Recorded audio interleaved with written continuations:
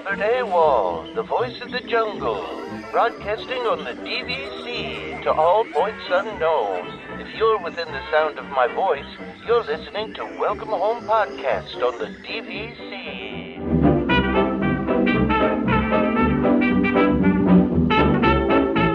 Hello and welcome home. This episode of Welcome Home is brought to you by DVC Resale Market.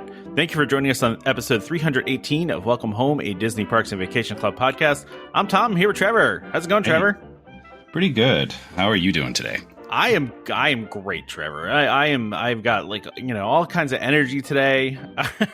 Good. I'm feeling good. No crazy stuff going on this weekend besides kids' birthday parties, that fun stuff. I mean, that is just that comes with the territory. It does. It does stop. I mean, my son doesn't do birthday parties anymore. Obviously, he's a teenager, but I do kind of miss that. I will admit. Do you? It was fun. Honestly, having a reason to go to laser tag. I mean, you never need a reason to go to laser tag. I guess. Well, yeah, maybe. You never need a reason to go to laser tag. It feels awkward when, I go without my son. I feel like it's the only time I socialize with other parents is when I'm at birthday parties and I'm like, I should hang out with that guy. That guy seems cool, but then nothing ever comes of it. It's hard because, everyone's lives are in different directions, but it is. But we should not go too much further, Trevor, here without introducing our guest this week. It's been a while since we've had our friends from World of DVC on, and specifically DVC Resale Market. And Trevor, you actually were like, we need to have them on again recently. You kind of mentioned that to me, and I was like, yeah, let's make that happen. So we've got Dani, who is our longtime friend on this show, right? Trevor, what were you going to say? I apologize. I was just going to say, I'm excited to have a conversation with Dani. So welcome back to the show. Thank you so much. Yeah, I took a little hiatus, went and had a baby, and now I'm back. And congratulations, and thank you for taking time away from your baby for us, for these two babies. She's sleeping right now. She doesn't know the difference. If she was awake, that'd be a whole nother story. Well, we hopefully we won't have to keep you away from her for too long today. But we just wanted. It's been a while. We haven't talked a lot of DVC recently, and we have new listeners all the time. So Dani, do you want to give a little bit about your background, pre DVC Resale Market and what you do for the market as well? Yeah, absolutely. Yeah. So anyone who's new here, I used to work for DVC Direct for many years. I actually worked out on the cruise ships. So I was out on the cruise ships for, I think it was over 10 years. Wow. So did many, many cruises all around the world. Then decided to leave Disney, and my husband and I actually traveled around the world for a year and a half. Went to over 20 countries. So that was pretty epic. And then came over to the resale market. And so I am a sales agent at DVC Resale Market.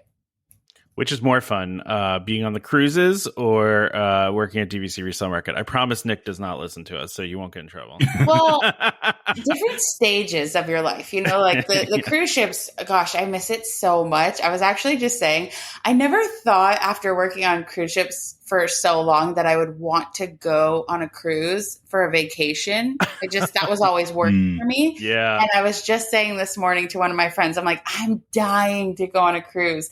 But that was, I was younger. I was single for a lot of that time in my life and just crazy and adventurous. And now I'm married with a kid, and we love to still travel, but it looks different. So I really do love working for Resale Market and just being able to work from anywhere. And we have clients all over the world. And I just love the people that I work with. I love Resale Market right now for this point in my life, for sure. Yeah, but cruises were fun.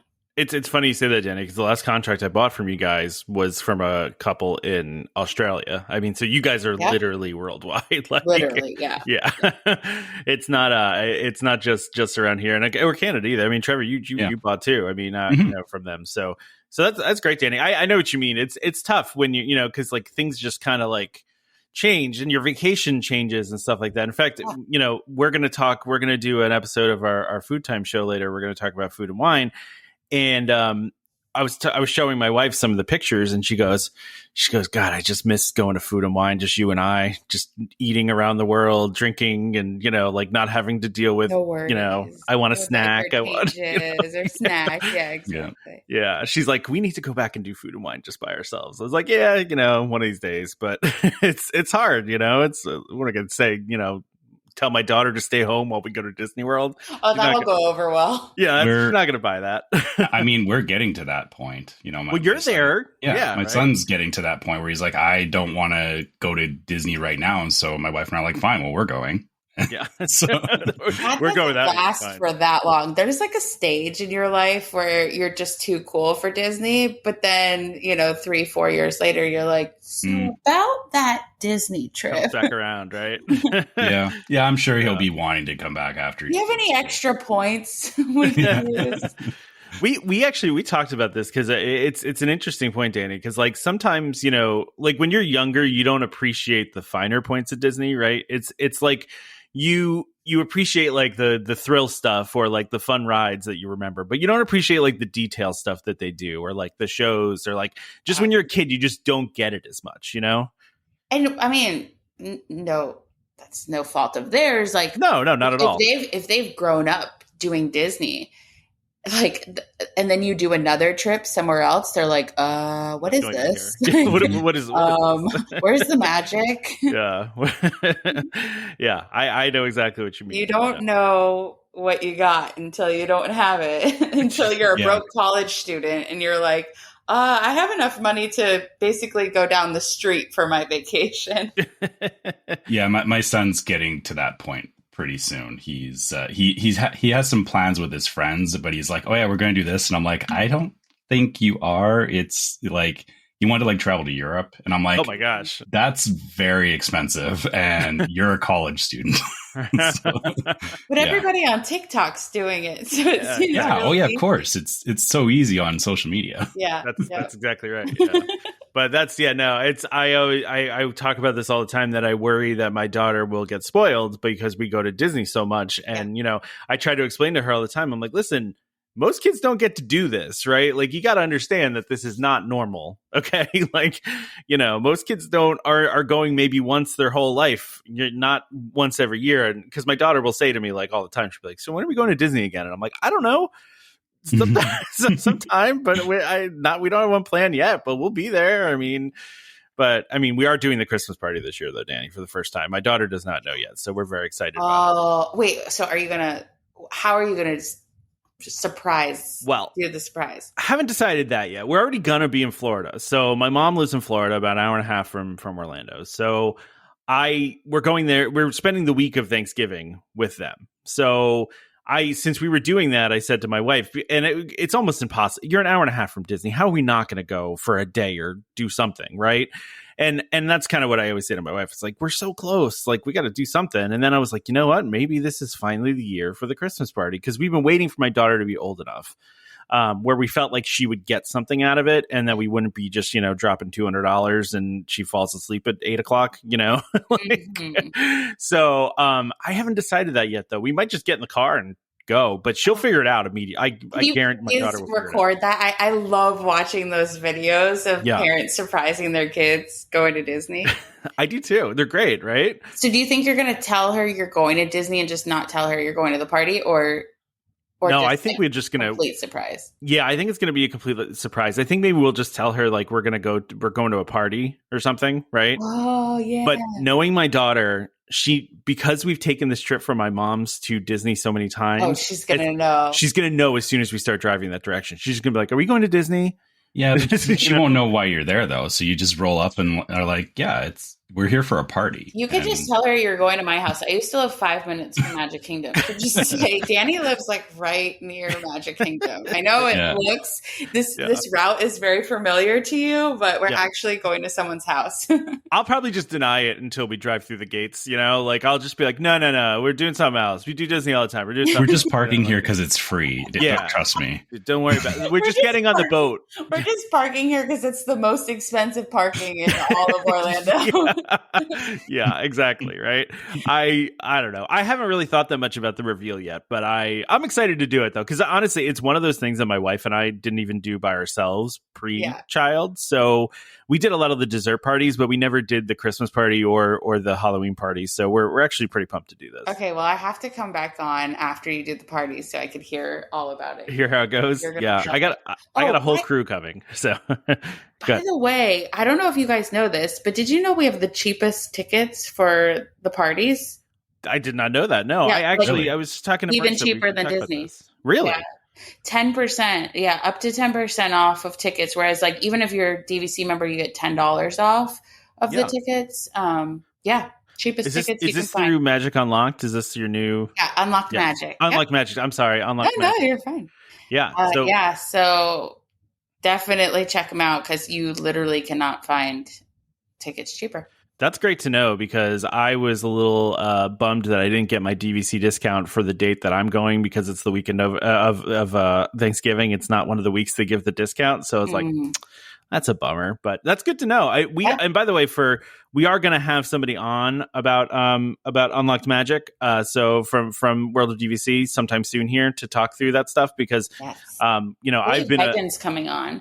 What's that? I'm sorry? I believe Megan is coming on. Yeah, okay. Which is Marissa's sister-in-law, and she has a new position in the company, and I believe she's going to be coming on to talk about Unlock Magic. Great. Yeah, well, I'm excited to talk about that because I almost never buy my tickets directly from Disney. I usually use Undercover Tourist, but since you guys are getting into the ticket business, we might need to change that up now. So yeah. Well, anyway, we brought you here to talk about DVC, though. So what's going on in the resale market? Like, what's the latest? Oh goodness, have you guys seen the ROFRs recently? So that's part of why we brought you. Yeah, that was what kind of sparked my interest. Was I've seen a lot of ROFR activity. So what are you seeing from your perspective, Dani? Just randomness, to be very honest. No pattern whatsoever is what you're saying? They bought back a Riviera contract, which okay, do they not usually? Never happened. Wow. Yeah, but it's still live inventory, so I would have thought, what do you need it for? You still have who's inventory. Okay, interesting. Yep. I don't know. Maybe it's just they're trying to control the market so it doesn't drop too low. Which, as a DVC member, I really do appreciate that we have ROFR for that reason, because if I ever needed to sell my contract, ROFR really does keep the market balanced. It keeps it from not going too low. Like, there's tons of other timeshares out there. If you ever needed to sell, you basically have to pay to get out of it. Whereas with DVC, you sometimes can even make money when you're selling your contract. So I think that, they can't sell Riviera at $235 per point if the resale market is dropping for Riviera. So it might be their way of just trying to keep the market up. But that was shocking. And then, we didn't see any ROFRs for, it was like over a year. Yeah, I remember when we talked about this last time, there was like no activity. There's no activity at all. And then they slowly started buying back, like some Animal Kingdom has been pretty steady with ROFR buybacks, some Polynesian, Grand Floridian. But then this go around in July, we saw Beach Club, we saw Boardwalk, Boulder Ridge, Copper Creek, Grand Californian, Grand Floridian, Old Key West. Saratoga and Vero Beach. They bought a Vero Beach back as well. So wild. Any theories behind this? Any conspiracy theories? Okay, so there's my theory for some resorts is different than my theory for others. So for some, I just think that they need inventory. Like, they had a higher demand of these sold out properties, or maybe they wanted to do some sort of promotion for a sold out resort, just to get some traffic in the door.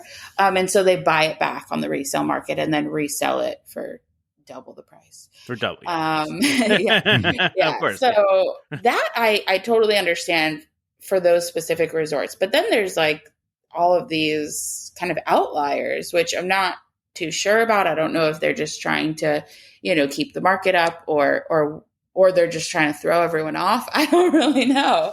But I think that it'll be cool to really keep your eye on the resale market over the next few months to see what happens, because it feels like a shift is happening. I don't know what exactly is going to come of that shift, but whenever Disney does big, unique, different things like this, you always kind of start to see a shift in the market. So I know kind of shift you're expecting. I mean, what do you think? You're not sure? Well, just kind of random. Okay, so then let's put together this with the fact that we had a record-breaking month last month. Oh wow! Which is not common for the middle of summer. That's not the peak season. It's usually a little bit slower of a time, and we had an all-time record-breaking, company-wide record-breaking month. So I don't know. I don't really know what to make of it, to be honest, right now. I think, I'll come on in like a month or two, and then we'll kind of dissect what's been going on, because we're like literally right in the middle of what could be a shift. So interesting. So, so with that, what have resale prices looked like recently? What's the market been like the past couple months? So actually really, really good for buyers. It's good for buyers and sellers in a way. We're having our Red Hot Deals sale, which, as you guys know, that's our most popular sale that we do. It's going until the end of the month. So for sellers, it's really good because, we're selling tons and tons and tons of contracts. So if you're looking to sell, your contract's going to sell really quickly. But if you're looking to buy, there's a ton of deals right now. So the market is looking really, really good if you're in the market to buy at the moment. Nice. That's good. I was just looking at resale prices, and it looks like they haven't. I was looking at, so for those that don't know, you can go on dvcresalemarket.com and go on their blog, and you can see like a chart of the resale prices, and they look like they've been, I don't want to say like relatively flat, but like there's, obviously been some movement around. Yeah, they're pretty, like the overall average price is pretty steady, but you can get some really good red hot deals right now, like those one-off deals that, every single week I have clients that will be like, hey, Dani, do you have any of those like really unique deals? And if you're looking for those, now would be the time to look on the site. So it's definitely a buyer's market right now. Yeah. Yeah. Okay. Well, that's not a bad thing, but so you guys have those red hot deals. Are those just like, those are just like really good deals at the time? Like it's only a select few, right? It's not like it's not all of your deals, I guess. Yeah. So the promotion started in July. And so if you would have come on like the first week of the promotion, there were tons, but they've all, a lot of them have sold, but there's still sellers who are just now participating in the promotion. So, I just posted a few just yesterday. So there's still a ton coming on, but they go really, really fast. Like I posted one yesterday morning, and then by the afternoon it was gone. So you just have to be quick about it. I would highly recommend, if you are in the market, download the DVC Resale Market app. If you had the app before, the company spent a very, very pretty penny enhancing this app. And it's awesome now. So you can actually set notifications if you're in the market for a specific listing, or you kind of want to look out for those really good deals. You could set specific notifications for those specific listings. So that's the DVC Resale Market app. Definitely download that. And then just like kind of keep your eye out every day, because the sale's going on until the end of the month. So there's new contracts being posted all the time. They're first come, first serve. So they are firm price because the seller has already discounted pretty low, below the market. So firm price, full price offers only, all terms agreeing with the listing, and first come, first serve. So if you see it, just grab it right away if it's something that, catches your eye. That makes sense. Yeah, that makes sense. Trevor, sorry, I feel like I've been asking all the questions. No, you're good. That's totally fine. Honestly, you asked everything that I would have asked at this point, Tom. So actually, I guess we do have, so outside of the current DVC resorts and all that, we love to speculate around here. So we always make you like guess stuff too. So with Lakeshore Lodge coming up, do you see, or how do you see that impacting the market? Because obviously, it's another new resort. And I know that, you usually don't see resale listings until like it takes some time for them to start showing up in the market. Right. But do you see that potentially causing a shift in how other properties sell, or like where do you see that kind of sitting in the ecosystem? Yeah, I mean, I think so I've heard rumors that it's going to be part of the same association as Fort Wilderness Cabins. Heard that too, yeah. Oh, really? Now, if that's the case, then there will be resale restrictions. If that's the case, there's not much interest in them, unfortunately. So then it just brings everyone back to the 14 Classics. It's just you lose so much value. If you bought that contract direct and then you go to sell it, you're losing so much money. Yeah.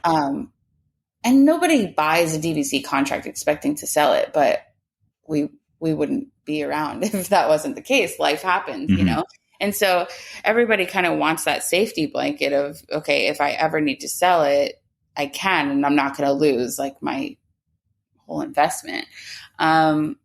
So yeah, I mean, I hope that that's not the case, but I have definitely heard rumors that it will be in the same association. But if that happens, I think it's just going to, at least for us on the resale market, it's just going to bring more attention to the 14 Classics. Yeah, that'll be interesting. I actually I was reading the blog, and I saw that you guys just recently sold your first Fort Wilderness Cabin resale market, right? Resale contract, right? $135 per point. $135. Wow. Okay, that's pretty low. Yeah, especially because you buy it direct for $235. Yeah, that, I mean, but I feel like we all probably, I mean, I don't want to say we all saw that coming, but it felt like that one was going to be always going to be kind of a challenge. And it was the same with Riviera, though. We kind of thought that was going to be the case with Riviera because of the restrictions, right? Right, exactly. Yeah. So I mean, the only time I really have people buy those restricted resorts is if they just love that resort and they can't live without it, which happens. I mean, we sell Riviera all the time, but it's just people who either have, a bunch of direct points that they can use anywhere, or they have points at the 14 Classics they could use anywhere, and they just want, a handful of points they can use specifically at Riviera. They don't care that they can't use them anywhere else, or they just can't live without staying at Riviera.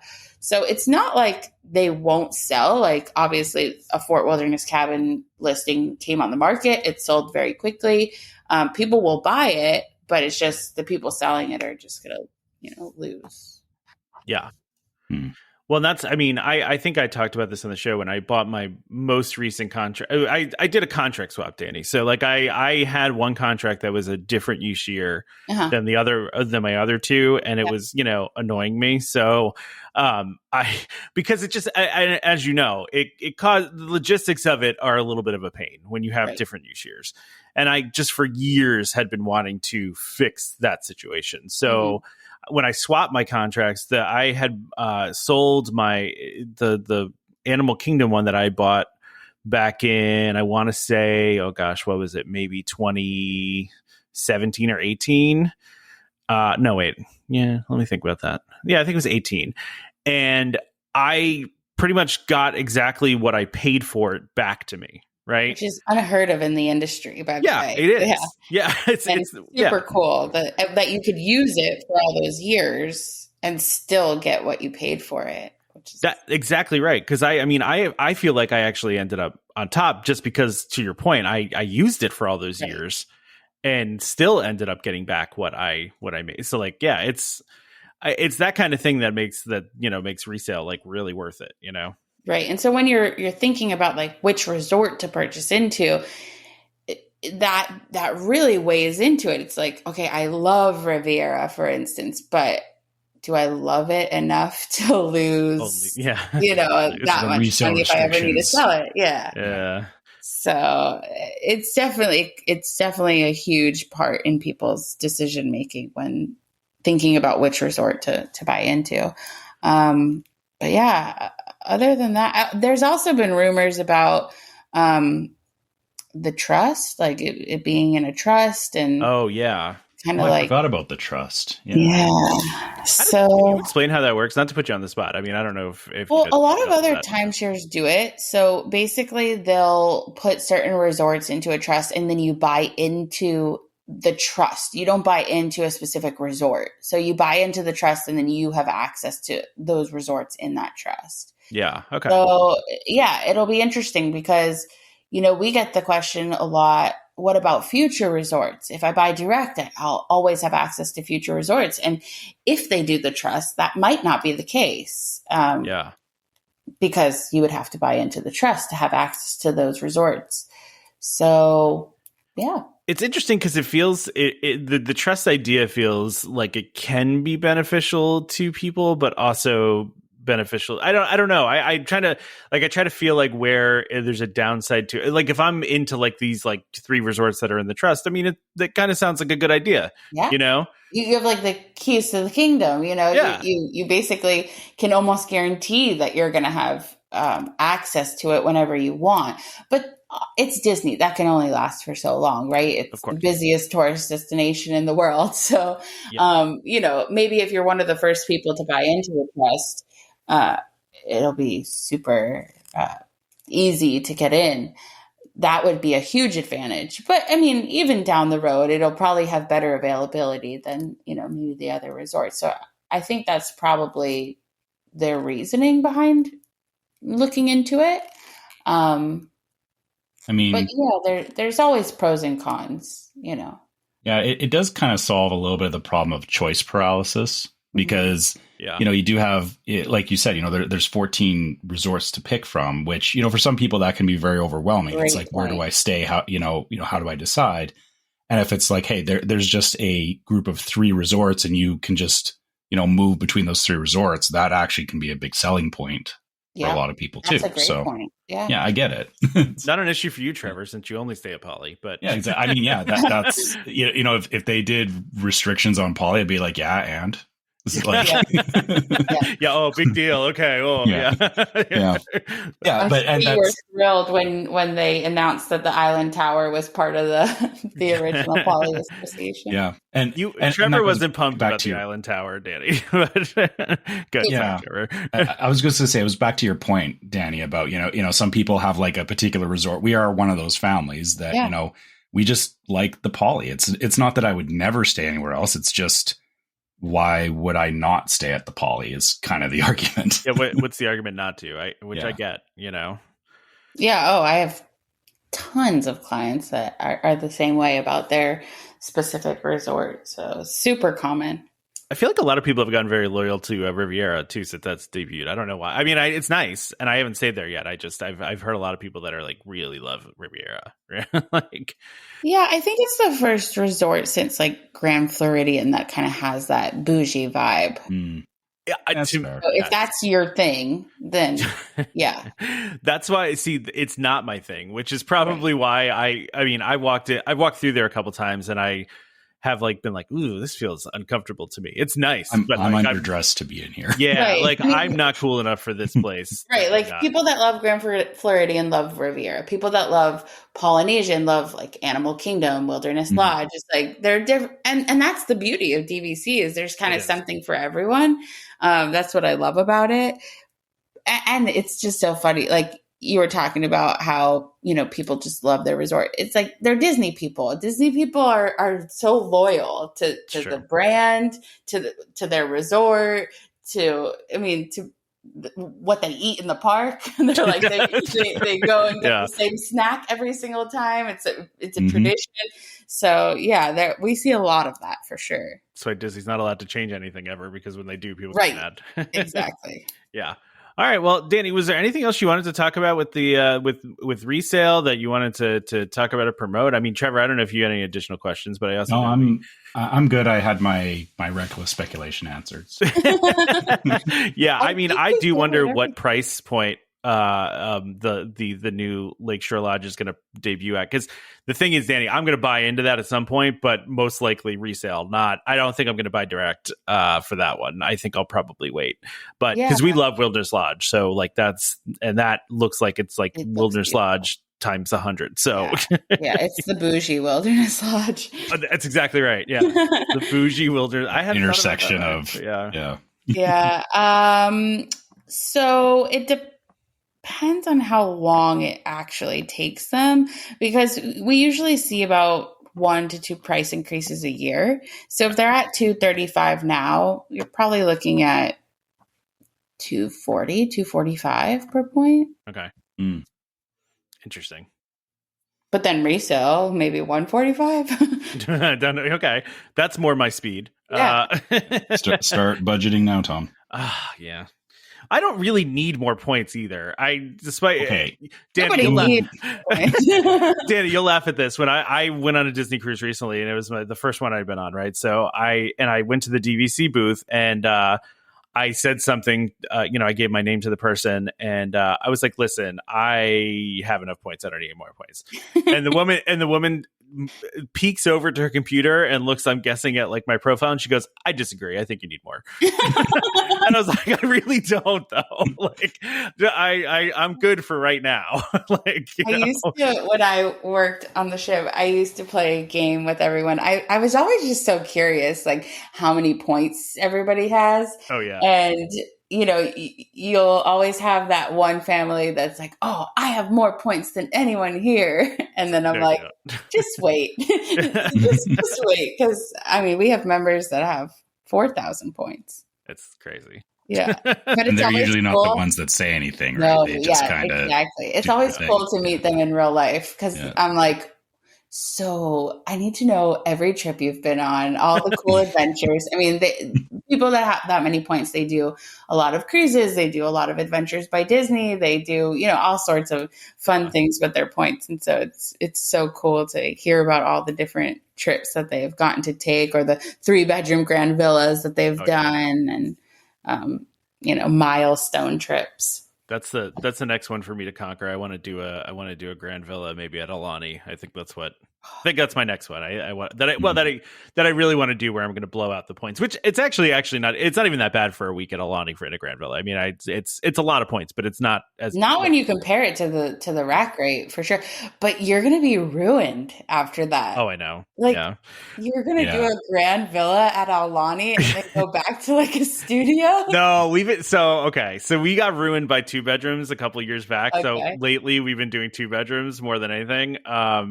But yeah, it's you're right, because I'll do the grand villa, but you know what I did, Dani? A couple trips ago, I had a grand villa booked, and then I changed it to 2 bedrooms, which was less points, and it actually worked out better, because we all we got to have space away from our family, which I think is nice when you're doing a family trip. Yeah, sure. No, it depends on what you're getting it for. Like if you're doing a 3-bedroom because you are bringing a ton of people, then sometimes the 2 bedrooms can be better. But if you're doing it for like the experience, it's such a bucket list experience to do a 3-bedroom grand villa. I did one at Animal Kingdom one time, and I surprised my grandmother for her 80th birthday. Oh, that's awesome. I told her, I mean, she didn't know the difference. I told her we were just staying in a studio. I mean, she didn't know all the heads. She didn't know how many people a studio could sleep. And so she walks into this 3-bedroom grand villa at Animal Kingdom, and she was like crying. I mean, it was just so cool, unique, and it's an experience I'll never forget. So if you're looking for like the wow factor, those 3-bedroom grand villas, they spoil you. I'm gonna do it one of these days. Like I did I did a one night of a cabin at a Wilderness Lodge Copper Creek, because we had just some extra points we had to burn, and that was that's hard to beat almost. You know, like well, okay, let me paint a picture for you. The 3-bedroom grand villa at Alani, you basically have like that entire. If you look at the picture of the Alani, you have the whole balcony. The whole thing. That's amazing. Aside of the hotel to yourself. Yeah, you're like a celebrity. I mean, people are looking at your room like, who are these there? You just walk in and you're like, I'm checking into the 3-bedroom grand villa. Like, you just feel so cool. So you almost have to not do the walk right to your room thing. You have to go to check in and be like, yes, I'm doing the 3-bedroom. Like just really loud. Say it a little bit louder so everybody could hear. Yes. Yeah. Are you sure my 3-bedroom is available? Just say it really loud. I don't know where to go. Can you take me to my 3-bedroom? Yeah, exactly. Yeah. Just loudly to all of the customers. An ocean view, right? The entire balcony, ocean views. And did you order the dolphins jumping out? Did you order the dolphins? I did. I love that. That's great. Danny, always a pleasure having you on. We really appreciate you dealing with our nonsense. But thank you. How can people reach you? Yeah. The best way to reach me is usually just text me. So I just give out my cell phone number. It is 954-257-2425. That's the fastest and easiest way to reach me. You can also email me at Dani@DVCResaleMarket.com. So DANI@DVCResaleMarket.com. And we are available 7 days a week. We are open from 9 a.m. to midnight. So I don't think any other company out there can say that, but we're always available to help you. And they never sleep at DVC Resale Market. We don't. We literally do not. I really don't sleep. You have a newborn, so that's that actually probably is good for you because you're probably up at all kinds of odd hours. Like, somebody at 2 a.m. just messaged me. One of my clients yesterday messaged me. She lives on the West Coast, and she's like, "Is it too late?" I'm like, "No, I'm just getting started." Well, thanks again, Dani, for coming on. We appreciate it, and we'll definitely talk to you again soon. Of course. Take care, guys. Well, that was a lot of fun having Dani on. She's always a good time. I appreciate it. I miss Derek a little bit. I want Derek back on. Not that I don't like Dani. I just miss Derek. I think we need to reach out to Derek directly and say, so we miss you. What are you doing? Yeah. Derek, we're so important, right? Yeah. What other podcasts are you cheating on us with? Yeah. Anyway, but no, Dani's great. I enjoy Dani, and she's just a really great representative for that company. So, yeah, absolutely. Please go talk to them if you need anything. Obviously we are, or they're a sponsor of the show, but as you can tell from our conversations with them, we wouldn't be dealing with them if we didn't believe in what they were doing, and they're great people over there. So listen, this is true. So one of the reasons why we started to work with DVC Resale Market, because there's a lot of resale companies out there. There's quite a few, right? Mm-hmm. And part of the reason was, first of all, from the very beginning, the very first guest we ever had on the show was Nick, who owns DVC Resale Market. And back then, it was a much smaller company, so he used to come on with us, right? Yeah. And, now they've grown exponentially. I mean, they've exploded since we started talking to them. And but part of why we did that is, Nick, was the owner of the company and was willing to come on and talk with us. And it was he was just very knowledgeable and smart, and they have all former DVC people that work there. And, so these people know what they're doing. I mean, I wouldn't go anywhere else just because I know that they know better than anybody else what they're doing. If you look them up, if you Google them, they have, a 5-star rating on Google. They never get a bad review. So, can't say I want to work with the best when we do stuff on this show. And that's why we work with them. Exactly. So, not to shill. We really don't like doing. We're allowed to talk about the sponsor from time to time. We try, honestly, we do try to limit it on the show. We understand that, people listening to the show, you don't want to be just plugged about, a particular company or whatever. You want to hear about Disney and DVC and all that kind of stuff. But I feel it's still it's still a valid conversation, because if you are, talking about DVC, you should be talking about all the options for DVC. So, yeah, I still think it's fair, again, not all the time, but we still should highlight them from time to time. Yeah, and I think Dani will be our ad for this week. So, yeah. But listen, if you do reach out to DVC Resale Market, it is really important that you go to dvcresalemarket.com/welcome home. Or if you talk to Dani, let her know that you heard about them from here. So that is important to us. So So we won't do an ad this week because the first 35 minutes of the show was an ad. So, so anyway, let's. I want to talk about some other DVC news. It's going to be a DVC heavy episode, but that's we don't always have a lot of DVC stuff going on. So that's good. I think it's Disney doesn't always publish DVC stuff, but when they do, they seem to just kind of dump it all at once. Yeah. So we got Welcome Home Weeks going on, Trevor. Which it's basically like it's almost like a DVC appreciation kind of thing, right? I mean, this is it's a DVC member appreciation. It's from August 14th to September 16th. So this has already started, but it goes all the way through September 16th, and they are celebrating members, and so you get some free stuff if you happen to be by the parks, right? Yeah. It looks. Is it just the there's like or they say it's a free shopping bag? I'm guessing it's like one of those like canvas totes, like or something. A tote, yeah, like it's a reusable shopping bag. So I think most of us have seen what those look like at this point, right? But yeah, that's one of the things that they have. Yeah. There's a bunch of different events, and the schedules are there's ice cream, I guess free ice cream, right? Probably just like a Mickey bar. It says ice cream sweet stop, and it's in different places. So yeah, I'm guessing it's probably like Mickey bars or something. Yeah, so like Magic Kingdom on Wednesdays, Epcot Tuesday, Thursdays, Hollywood Studios Monday, Thursdays, Animal Kingdom Thursdays, Fridays, Disney Springs Mondays and Fridays. So you can, and then at Saratoga Springs, of course, you can just get ice cream all the time. That's a lot of like.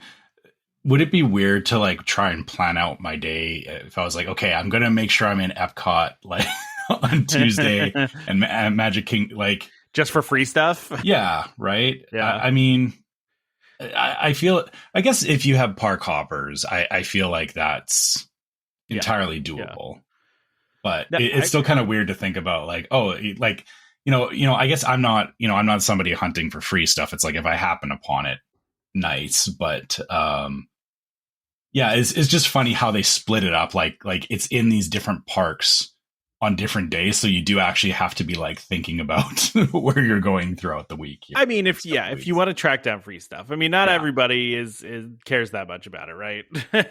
True. To be honest, I'm assuming if it's ice cream, like they usually offer like the Mickey bars and the ice cream sandwiches, and then they usually have the fruit bars, which is my go-to because I don't do tolerance.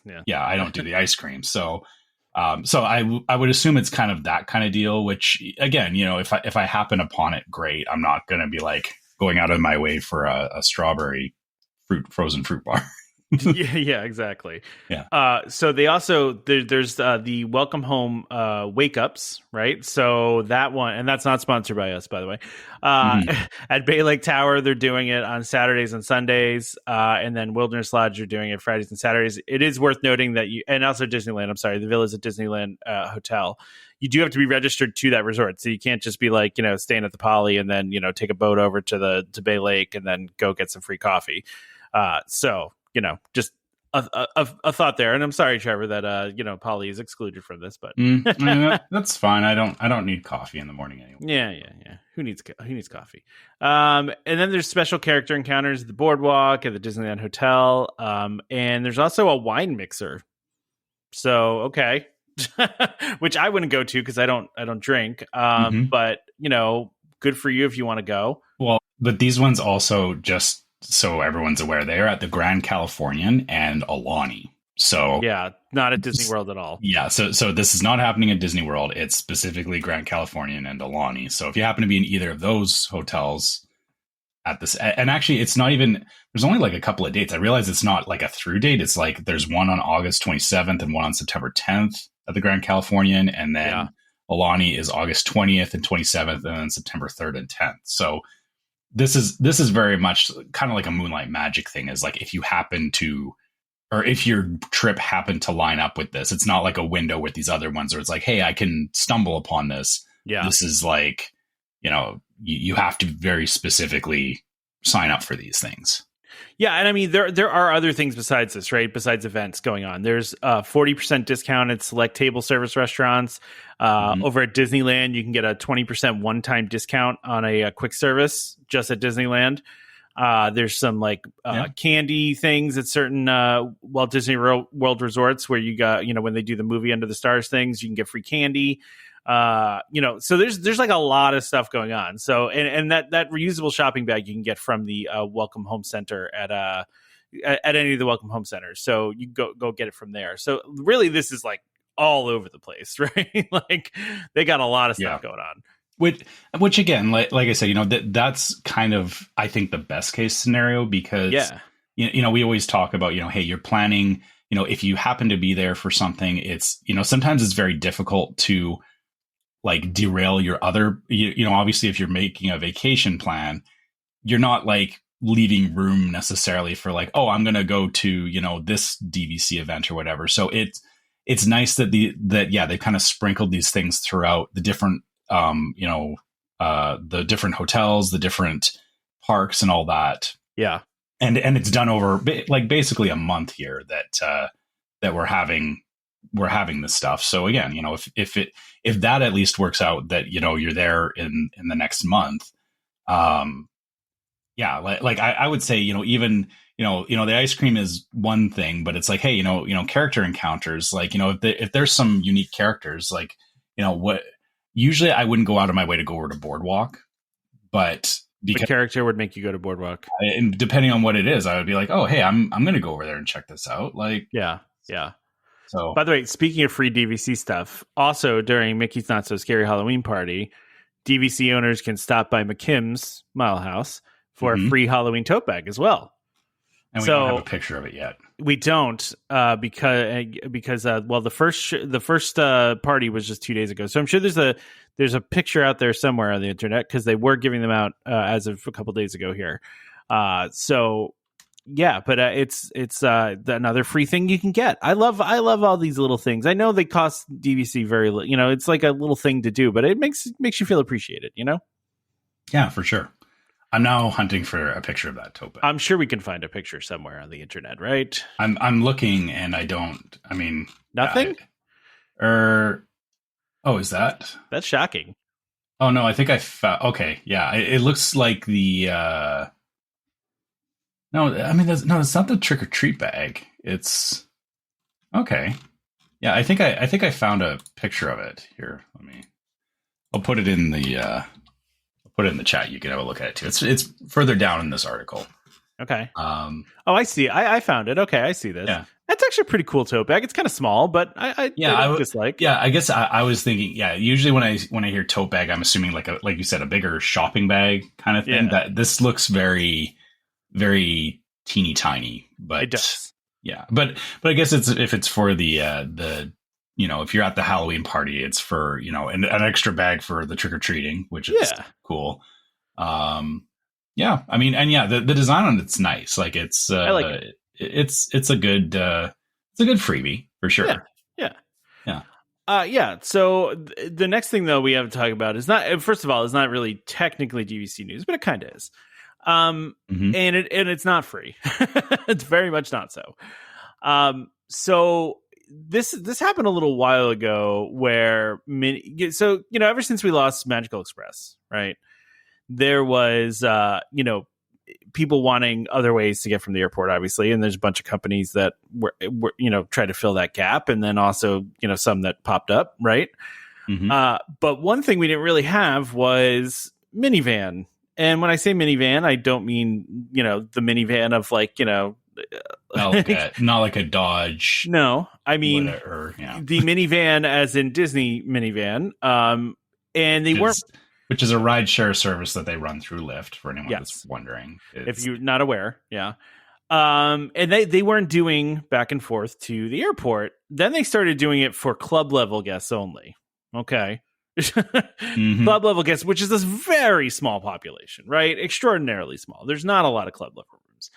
Now, though, any guest staying at a deluxe resort or deluxe villa, which is DVC, can now use the minivan service to go from any Disney World resort to the airport, which is great.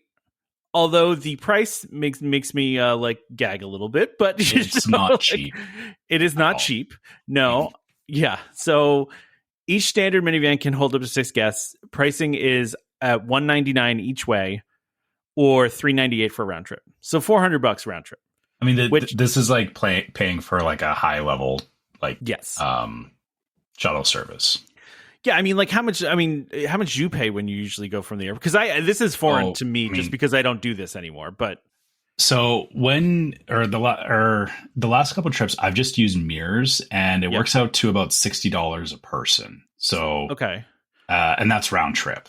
So $180 if it's the 3 of you that are going. Yes, but we have done we've done a couple of different individual shuttle services, so like town cars and stuff. And I think the most I paid, again, round trip, was $250. Okay, so I mean, this is pricey. Disney is definitely being pricey about it, because I get it too.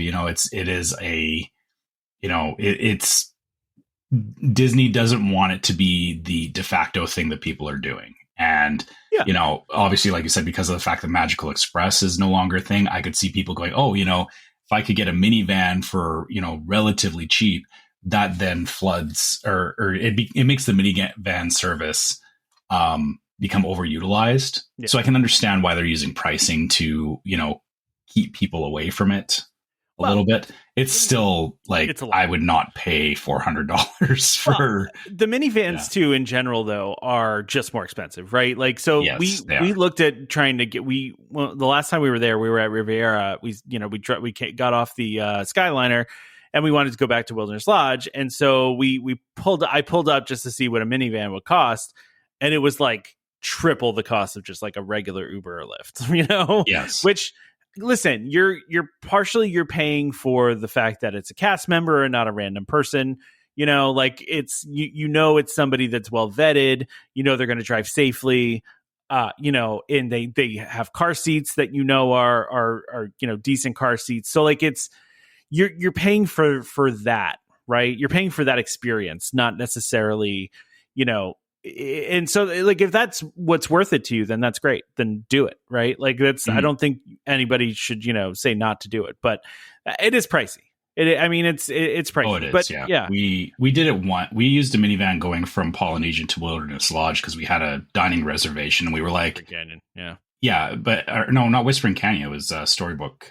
Artist Point. Okay, Artist Point. Yeah. Sorry. I always call it Storybook Dining. It is though. It is. It's Storybook Dining at Artist Point. You're right.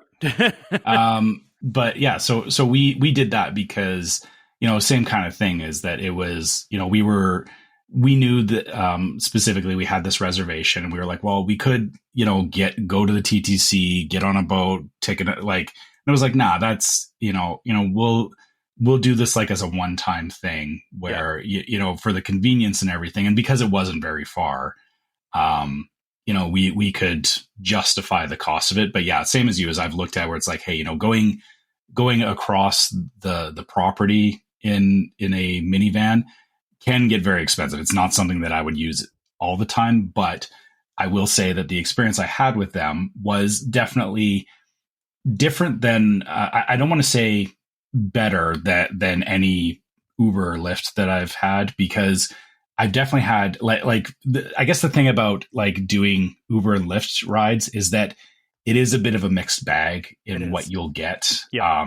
Some of the drivers are fantastic. They care about what they're doing. They're doing, they understand that it's a tourist area, and they realize that people don't know their way around. I've also had other Lyft drivers where they're kind of like, well, I do this all day, and it seems like you're inconveniencing them, even though you're paying them to drive you somewhere, right? Yeah,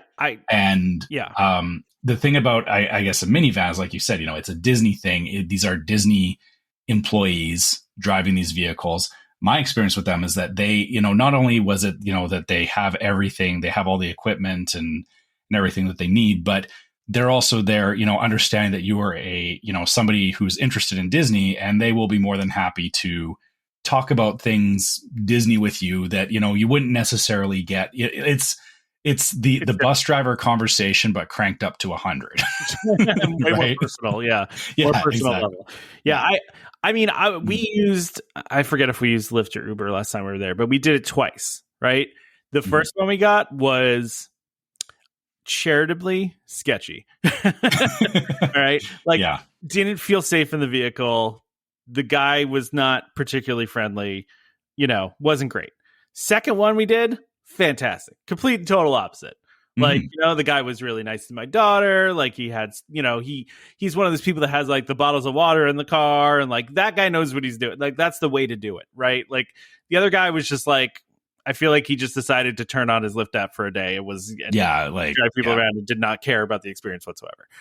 Which, but again, if you get minivan, you're getting, like you said, it's a consistent experience, right? It's not a mixed bag like you're getting with Uber or Lyft. So, but I mean, listen, if you're willing to pay this is, it's actually, it's not a bad thing that they have this. It's options are good, right? I mean, it's just, it is interesting that they are only doing, deluxe resorts, but I mean, I also think to myself too, like, I mean, I wouldn't want to pay if I were staying at a value resort. I'm not $400.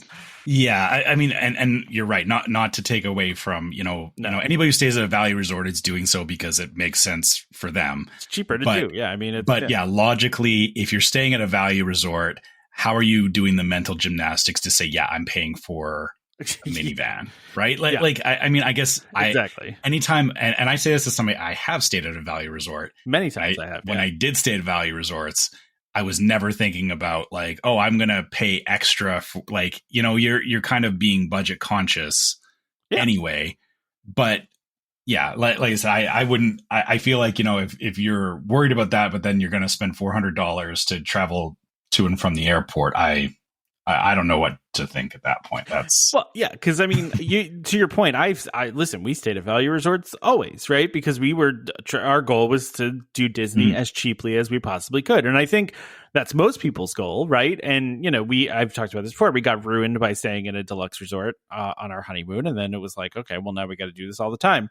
And the whole saving money thing, it still hasn't gone out the window. It's like we still try to save money when we go. Do it differently though. Yeah, we save differently. We don't save on the hotel piece of it. But yeah, that would be hard. That would have been hard for me to justify $400 while I'm staying at a value resort when I literally am staying at the value. I mean, that's like literally 3 nights in the value resort is $400.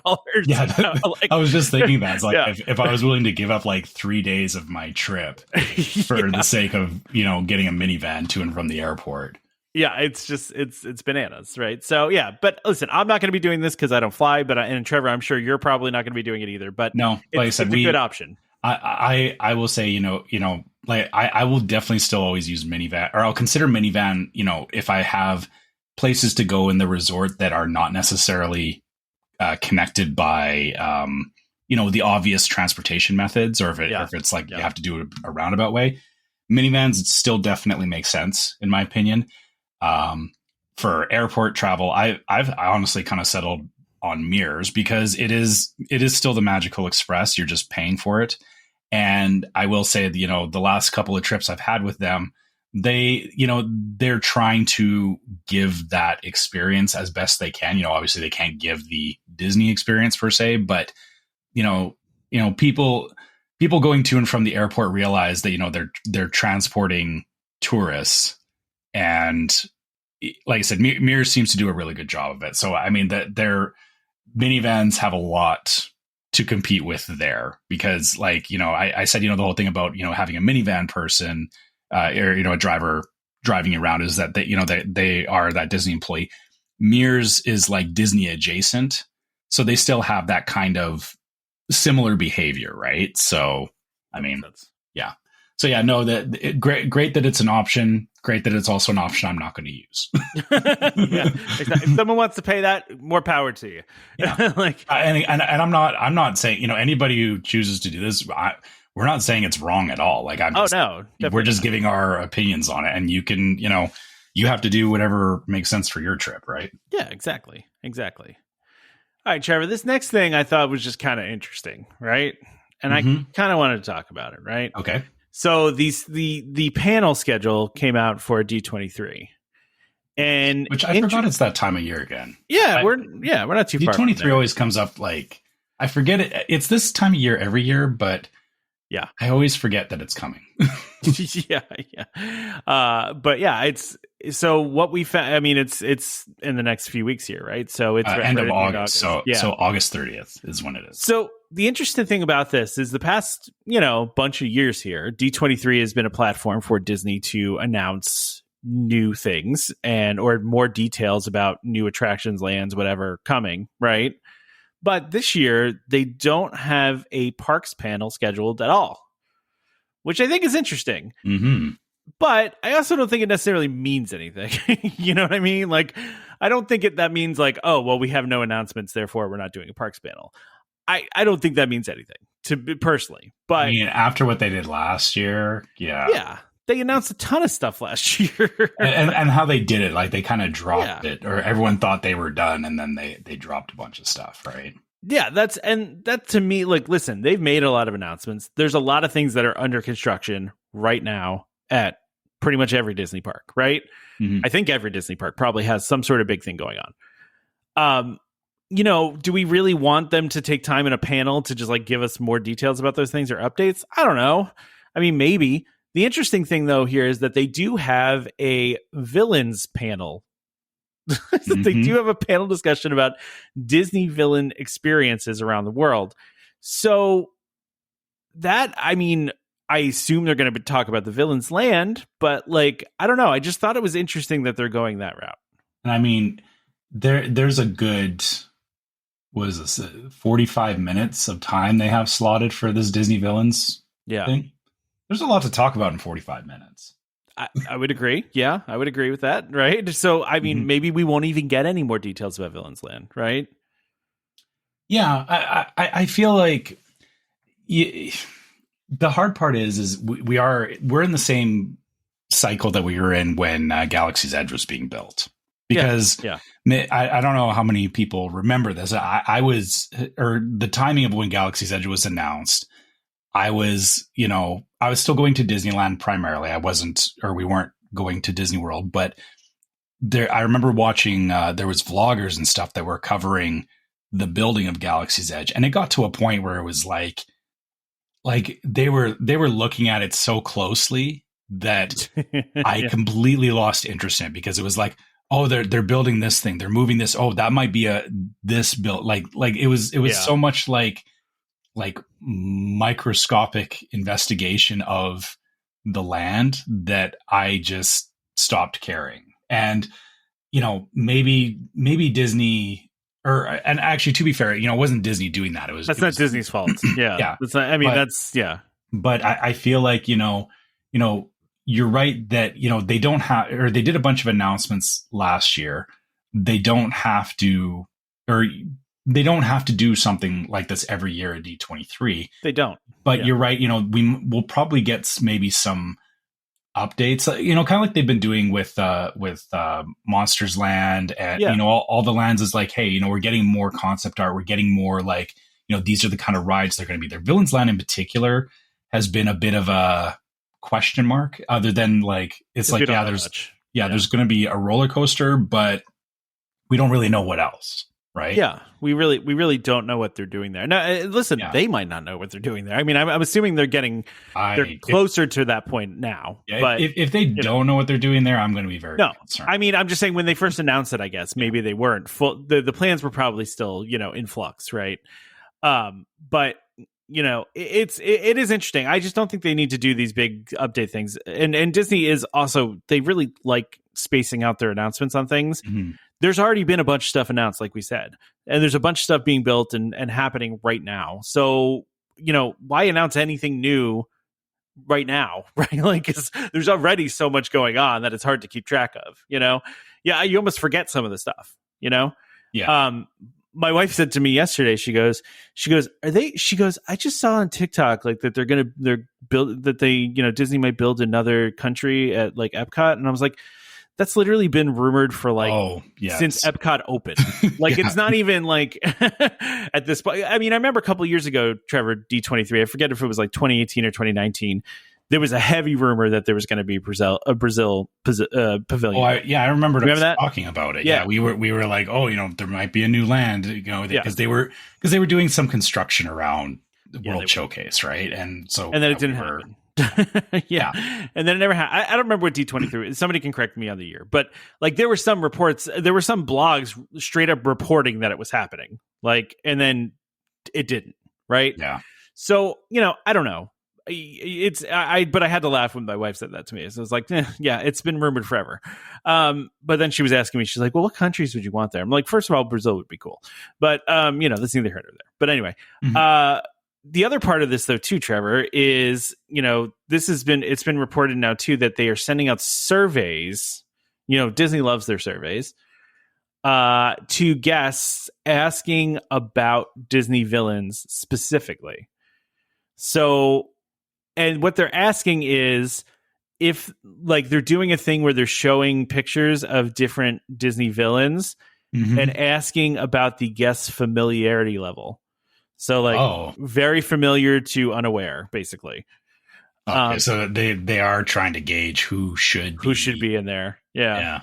And because to me, this is a direct, like, let's figure out who the popular villains are, and then let's, shape what we're doing around that. What else could they be using this for? Totally. So the funny thing about that is I know we'll never see the results of that survey, but I would be very curious how relevant or how impactful different villains are, because I feel like there's like a subsection of villains that I see in the parks that it's like the guy from Meet the Robinsons, the guy. Yeah.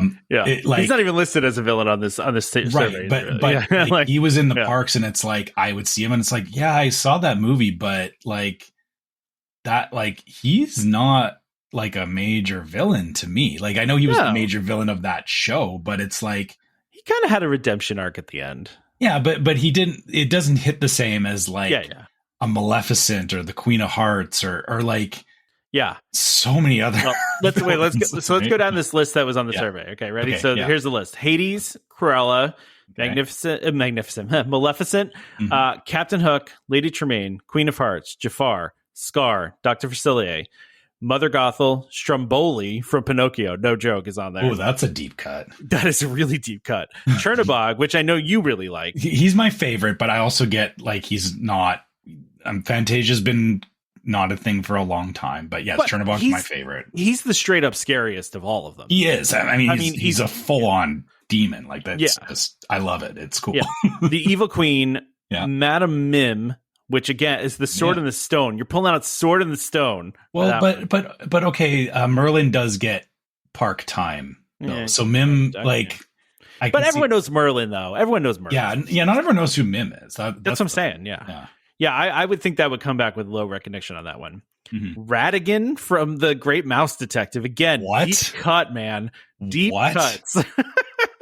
Yeah. I have not heard.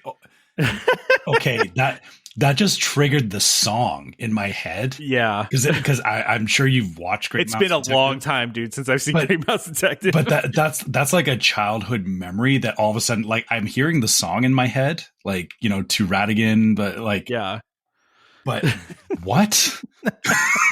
Whoa. Yeah, I know. Magnifico from Wish, which I've not seen Wish, so I don't know what Magnifico is like. The Horn King from the Black Cauldron, a movie that is well known for being a huge Disney bomb. They're throwing in a character from the Black Cauldron. But it's also like an incredibly scary movie too. Well, that's probably why it was a bomb.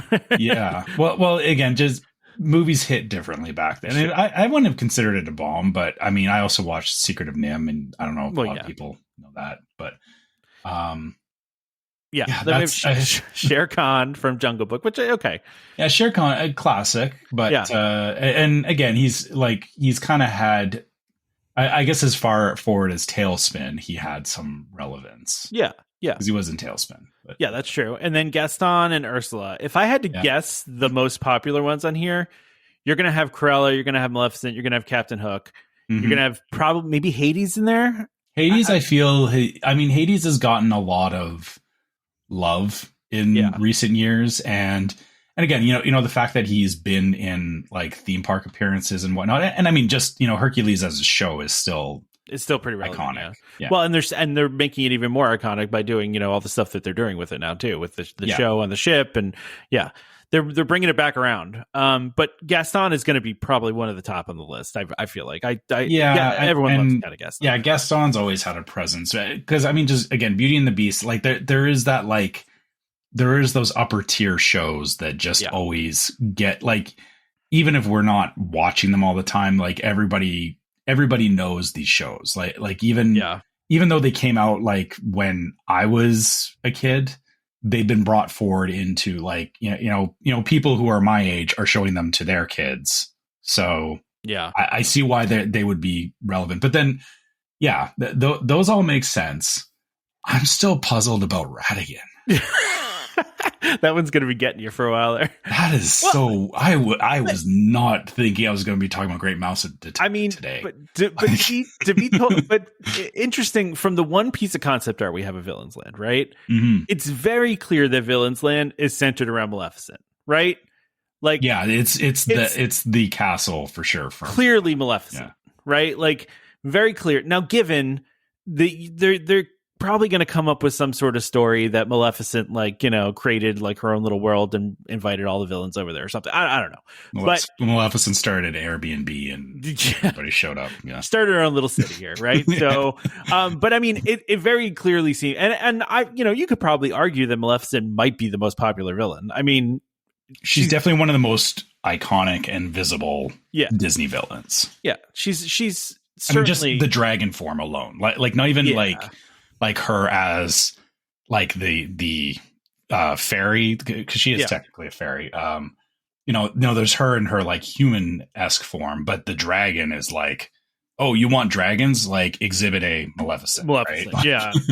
And you can do so many fun things with the dragon too, and everybody likes fire, So it's, I don't know. It's going to be interesting to see how this shakes out. I do think it's interesting that they're asking these questions. Now, what this will actually mean, I just think it's hilarious they're doing these deep cuts like Stromboli and Radigan, like what and the Hornet thing. Like what that is. Well, I mean, Stromboli is still because Pinocchio is still there as an IP, but I guess I don't know how much people are thinking about it from like the actual, or like When You Wish Upon a Star is, the Disney theme song. It is, yeah. But I don't know how many people are necessarily making the connection back to Pinocchio and then further to Stromboli. Like I don't think you can have a good show like Pinocchio, but have a weak villain.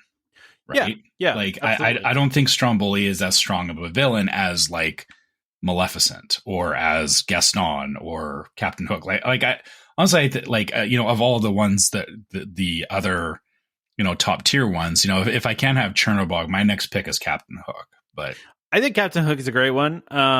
Gaston is probably up there for me too. Gaston is because Gaston's fun. I think the problem is Gaston should not show up in this Villain's Land as currently constructed, right? Because Gaston is too fun, too colorful. Villain's Land to me is very dark. Right? It's very like you need the dark villains in there.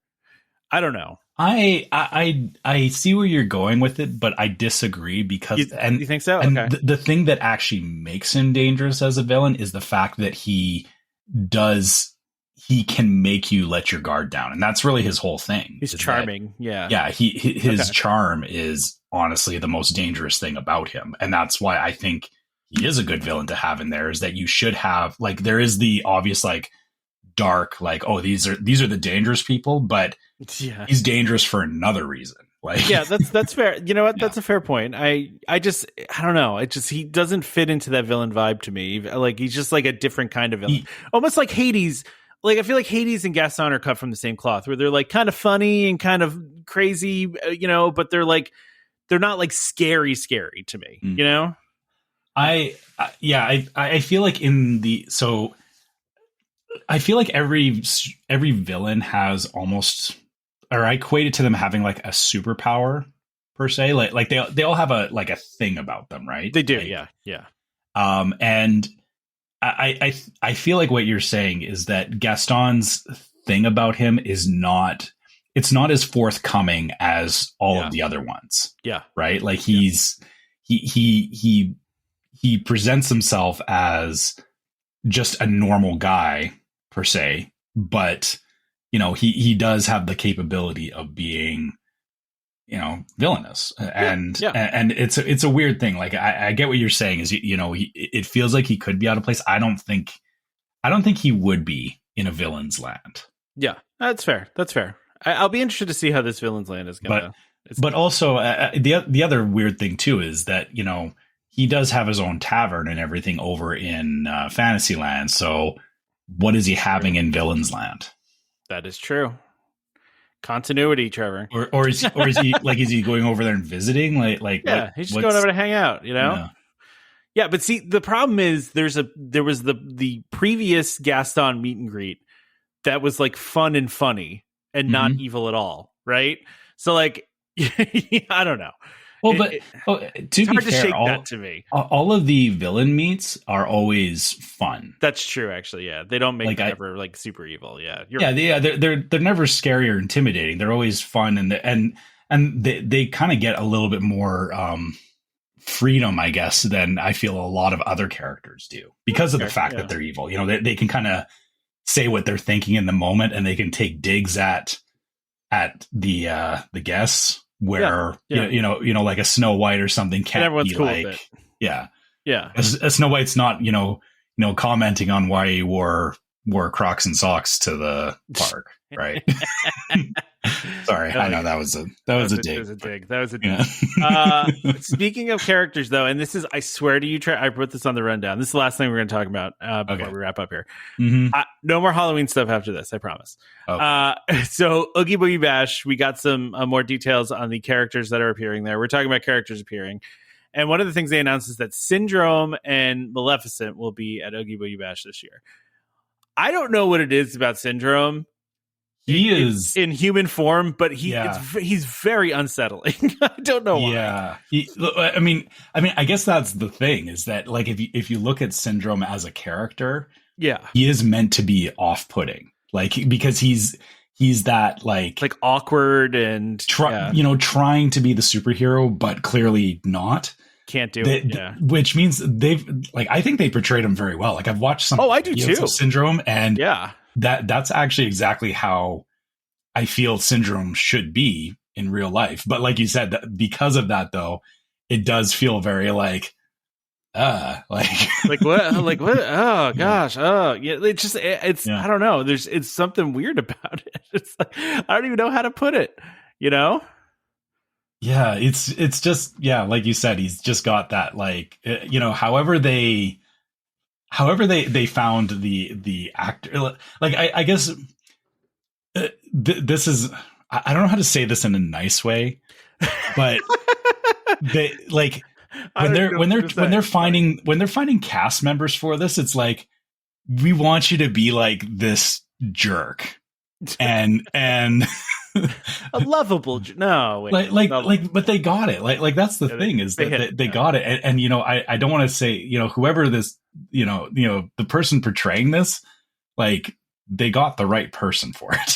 Oh yeah, absolutely. They absolutely because I don't like him, but I don't like the character is the thing. Like that's you're not supposed to like him, right? I mean that's the thing. So yeah, I don't know. It's just I showed the picture to my wife and she was like, oh. I was like, I agree. I don't know why though. Like he just feels wrong, and I don't know why. What part of it is? I just realized this is that he has, or he's clearly wearing contacts.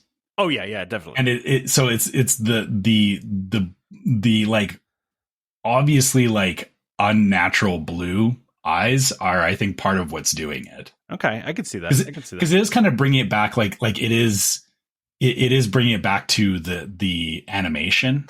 Yeah. Which I think is crossing that. Like it doesn't look. Something's wrong with it, right? Yeah, 100%. Yeah. I just don't. I don't know. It's just weird. I don't even know what to say about it. Syndrome is, and again, in terms of villains, like he's a good villain, and glad that they're including him in Oogie Boogie Bash. I get every year that like I guess this is the hard thing, is that, that Oogie Boogie Bash in particular, like they have a lot of great character meets in there. Yeah. And, they every year they want to try and pull something new. So the danger of that is that you can get to a point where, like as we were just talking about villains, it's like you start digging towards the bottom of like the available villains, and not like Syndrome's not on the bottom. Just I was gonna say Syndrome's a great villain that they just underutilize. I feel like but then they'll start like digging into like really weird, like Stromboli would be one. I'd be like, I don't know that I want to meet Stromboli. Oh no, I don't want to meet Stromboli. Yeah. I have no desire to meet Stromboli. Like that's Unless the Stromboli is in my hand and going into my mouth, I don't want to meet anything named Stromboli. That's a different Stromboli. I know it is. I meant a food item. That's the only time I want to interact with anything Stromboli related. So definitely Syndrome's a good ad for Oogie Boogie Bash, but like I said, he's definitely met ticked all the boxes for this is a villain who, I mean, he has delusions of grandeur, which is his biggest problem. And he looks like it. Like he doesn't look like somebody I want to hang out with. No, he does not. And I mean, that's by design. So, right. So, yeah. Anyway, I don't know. I just thought that was interesting. Since you're already talking about characters, That's fair. And I know we've talked a lot about Halloween in the last couple of weeks, but, listen, I get it. I get it is that time, even though I'm still like, sorry, I'm still trying to get my kid ready to go back to school. Like, yeah, I get it. Like one thing at a time. But no, I understand why we're talking about it now. But so I'm expecting that next week you're gonna start in with the Christmas party. I feel like I've already started with the Christmas party, but yeah. I mean, you're going to start adding it on the rundown, so we're going to talk about Christmas up until Halloween. Well, listen, I am very dependent on what Disney wants to talk about, and Disney has wanted to talk about Halloween, so I'm just going by their lead. That's all. Yeah, fair enough. I will still comment on it. I disagree with, I get why they push it as far ahead as they do, but it's the same problem I have when I go to Costco this time of year, and there's wrapping paper out, and my wife is getting excited about Christmas wrapping paper, and I'm going, it's still summer, please. Like, just can we give it a little time to breathe? yeah. Can we just give it a minute? Is all I want. All right. Well, before we wrap up here, we should mention that we are going to be doing a food time this week, and this is going to be what we've been talking about. We're going to be doing a food and wine episode, so be sure to check that out. That should be out on Thursday this week. Yep.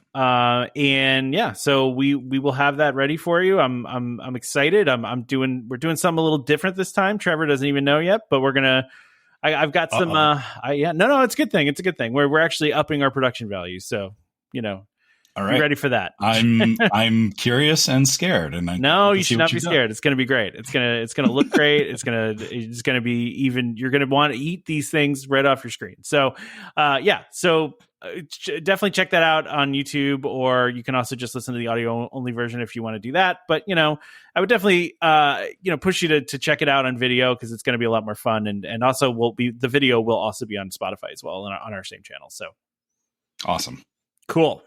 Let's wrap it up. Can't wait to do that. But yeah, I guess for now we should close off this episode. And let's do that. So for anything that you heard about on the show, if you got questions, or if you want to share your own trip reports, or anything related to the show, you can always find us at welcomehomepodcast@gmail.com. We love hearing from you guys and hearing what you think about the show and all that kind of stuff. We are also on social media, so you can find us on Facebook as Welcome Home Podcast. You can find us on YouTube as Welcome Home Podcast, and Instagram as Welcome Home Pics.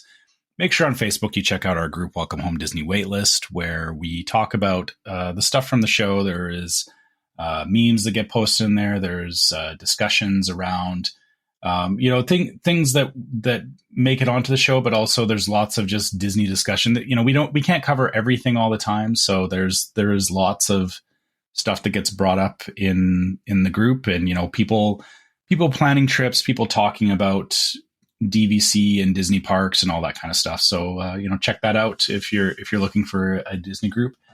If you want to help support the show, you can go to store.welcomehomepodcast.com. You can check out our different merch there. We have all the usual stuff, t-shirts and mugs and all that kind of stuff. If you do happen to pick up a shirt or anything like that, we love seeing, post us a pic of it. We love seeing that as well. You can put it on Facebook or send it to us by email or whatever. We love seeing that as well. And you can also check us out on Patreon. We have patreon.com/welcomehomepod, where we have exclusive Patreon merch that you can only get through Patreon. And all of our Patreon supporters get access to the Discord server, which is yet another place that we talk about stuff from the show. There's, again, similar conversations to Facebook, but Discord's a little more, I shouldn't say a little more interactive. It's just different. It's just a different platform is all. But, again, more, we've got lots of places to come and talk about stuff you've heard on the show. So, please check any of those things out if you're looking to get involved in what we're talking about. And last but not least, if you're listening on iTunes or Spotify or anywhere that you can leave us a 5-star review, please do so. It's just good for the show. It helps us get around to more people. And you can always write us a review on iTunes and let us know what you think about the show, because we love hearing what you guys think about the show too. We do, as long as it's nice and it's 5 stars.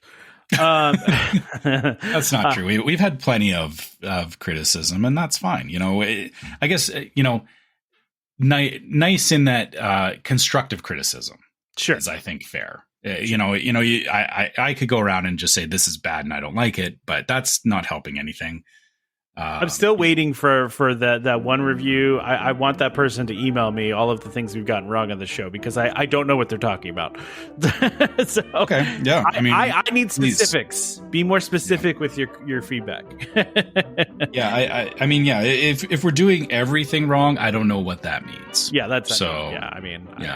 So that to me is not even that's not even a comment at that point. That's just being mean. Yeah, but the other thing you could do is don't forget to subscribe to Welcome Home Podcast so you can be reminded every time we release a new episode. You can find our podcast on Apple Podcasts, Amazon Music, TuneIn, Stitcher, Spotify, YouTube Music, just about any podcast app that's out there. You can find us. Just search for our name, obviously. And, the reason why we mention this is in case you don't like your podcast app, you can, there are other options for you. Go find other options. Just a reminder to our listeners, Welcome Home Podcast is for entertainment only. We are not employed by the Walt Disney Company, and as such, all opinions we express on the show are our own. So please consult a DVC representative or a Disney cast member, or, call Dani up for more information about anything we talked about today. Big thank you to Dani from DVC Resale Market for joining this episode, and of course for World of DVC for sponsoring our show for so many years now. Please check them out for any of your Disney or DVC needs, because they sell tickets now. We're going to talk about that one soon. So join us next time for more Disney Parks discussion. Of course, more DVC talk. We hope to see you all real soon. This is Skipper Albert Awol, the voice of the jungle, signing off from Welcome Home Podcast on the DVC. Do a huddle when we hit a chair. How she can cuddle is no man's affair. I looked around from pole to pole, found her in a sugar bowl.